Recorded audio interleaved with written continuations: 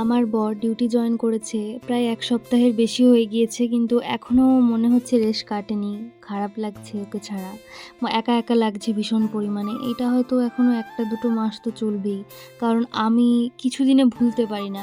জানি না কেন ওর কাছে আর কি, জানি না আমি কি, কিন্তু আমার কাছে যে ওই মানুষটা কি সেটা আমি কাউকেই বলে বোঝাতে পারব না। তো যাই হোক, সকালবেলা দেখলে ঘুম থেকে উঠেছি, ঘুম থেকে উঠে চা খেয়েছি, চা খেয়ে ফ্রেশ হয়ে উঠোনটাকে ঝাঁট দিয়ে নিয়েছি আর এখন এই যে মাছে নুন হলুদ মাখাচ্ছি। তবে আজকে আমার সঙ্গে একটা আর কি স্ক্যাম আমি নিজেই করেছি, সেইটা হচ্ছে এই মাছগুলোকে আমি পাবদা ভেবে নিয়ে এসেছি। তবে যখন মাছগুলো রান্না করছিলাম তখনই জানি না কেন একটা মানে মনে হচ্ছিল যে এরকম তো পাবদা নয়, এরকম তো পাবদা হয় না। আসলে কখনো তো পাবদা বা কোনো মাছ তো আর কি কিনেছি বলতে ওই রুই, পোনা, চিংড়ি এগুলোই কিনেছি। এর বাইরে তো কোনো মাছ কিনিনি। আর যতটুকু কিনেছি চেনা পরিচিত, কিন্তু পাবদা মাছটা কখনো কিনিনি। এবারে হয়ে গেছে কি, আমাদের এখানে পাবদা মাছ তো আসে না। তো আমি কি করেছি, আমি না অনেকটাই এই পাবদা মাছ ভেবে নিয়েছি। কিন্তু এই মাছটা পাবদার মতো যখন সেম প্রসেসে রান্না করলাম, খাওয়ার সময় মনে হচ্ছে যে এই কি মাছ নিয়েছি, এটা তো খেতে ভালো লাগছে না।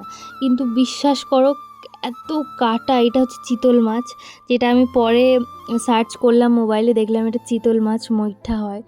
আর এত পরিমাণে নিজের উপর রাগ হচ্ছিল যে পাবদা ভেবে আমি কিনে এসেছি চিতল মাছ। আমি অবাক হয়েছিলাম যে আমাদের এখানে তো পাবদা মাছ পাওয়াই যায় না গড়বেতা না গেলে, তো সেখানে আমি পাবদা পেয়ে গেছি। আমি তো ভাবলাম যে আমি সোনার হরিণ পেয়ে গিয়েছি, কিন্তু না, সোনার হরিণ না। দিয়ে মাছটা খেতেই পারিনি, না আমি খেতে পেরেছি না আমার দাদু ঠাকুমা। অনেক কষ্টে খেয়েছি, যেহেতু টাকা দিয়ে কিনেছি, ফেলে তো আর দিতে পারবো না। তো তারপরে রান্না টান্না করার পরে আর কি আমি বাসন ধুতে চলে এসেছি। আর এটা তো খাওয়ার পরে স্টোরিটা তোমাদের সঙ্গে বলছি আমি। আর এই ভিডিওগুলো তো অনেক দিন আগের, যেহেতু আর কি আমি ভিডিও শ্যুট করিনি আমার বর যাওয়ার পরে। তবে কখনো কখনো করেছি, কখনো কখনো করিনি, সেইগুলোই এখন শেয়ার করছি।